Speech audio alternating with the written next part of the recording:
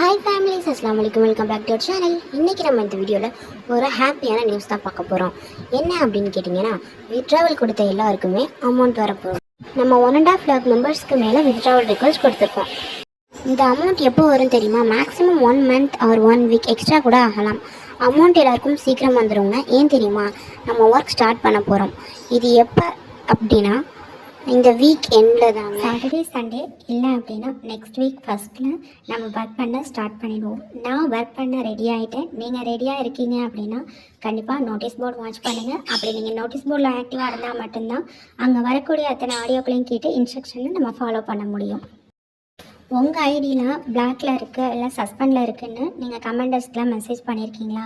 கண்டிப்பாக உங்களோட மெசேஜுக்கெலாம் ரிப்ளை வர்றதுக்கு 1 week இல்லைனா 10 days ஆகும்னு சார் சொல்லியிருக்காங்க. ஸோ கொஞ்சம் பொறுமையாக இருங்க. இந்த ப்ராப்ளம் வர யாருங்க காரணம்? நாம் தான். நம்ம நோட்டீஸ் போர்ட் வாட்ச் பண்ணாதனால தான் இவ்வளோ ப்ராப்ளத்துக்கும் சொல்யூஷன் தேடி நம்ம வெயிட் பண்ண வேண்டியது இருக்குது.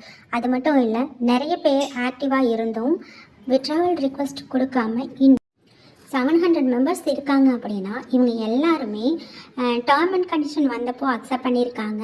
அப்புறம் எந்த டீமில் ஒர்க் பண்ண போகிறோம் அப்படிங்கிறதையும் சூஸ் பண்ணியிருக்காங்க. இவ்வளோ சப்மிட் பண்ண நீங்கள் அப்புறம் எதுக்காக இன்னும் வித்ட்ராவல் ரிக்வெஸ்ட் கொடுக்காம இப்படி அமைதியாக இருந்தீங்க அப்படின்னு தெரியல. இதுக்கெல்லாம் மெயின் ரீசன் அப்படின்னு பார்த்தீங்க அப்படின்னா நீங்கள் நோட்டீஸ் போர்டு வாட்ச் பண்ணாததாங்க காரணமாக இருக்க முடியும். கண்டிப்பாக நாம் எல்லாருமே நோட்டீஸ் போர்டை வர கற்றுக்கணும். அங்கே இருக்கிற ஆடியோவை கேட்கணும். கேட்டு அவங்க சொல்கிற இன்ஸ்ட்ரக்ஷனை ஃபாலோ பண்ணணும். இன்ஷா அல்லாஹ் முடிஞ்ச வரைக்கும் நம்ம எல்லாருமே ட்ரை பண்ணுவோம், சேர்ந்து ஒர்க் பண்ணுவோம். தேங்க்ஸ் ஃபார் வாட்சிங்.